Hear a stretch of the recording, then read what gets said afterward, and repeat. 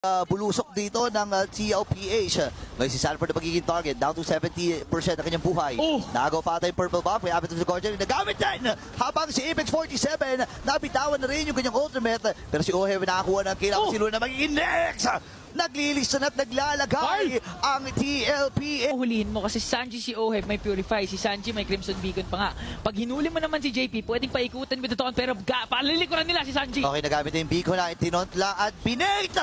Itong si TNZ habang nagamit na rin Tsunami sa buhay pa! Ang mga miyembro nila ng Team Liquid Philippines habang tumatahi na rin. Dito si Lunar. Ngayon naman napapflicker din siya sa Sanji, pinapflashlightan. Habol din si Oheb at ang buong kumulalan team sa gitna. Wala man sila minion doon. Pero yung bottom ata magiging next ha. Carl! Pumasok pa nga dito pero Sanford nakikipag 1v1 kay Sige Bomb. Pumasok with the SOD pero nabigang pa rin ni Oheb doon.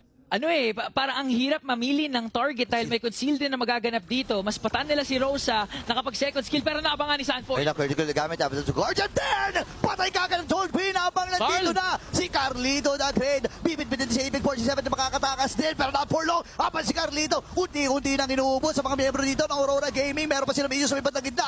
At si Lunar na lang ang natitira. Recalls from TLPH at nagpapaulan na sila dito. Andun din yung mga balang pinapaulan ni Owen. Nakatanawa pa siya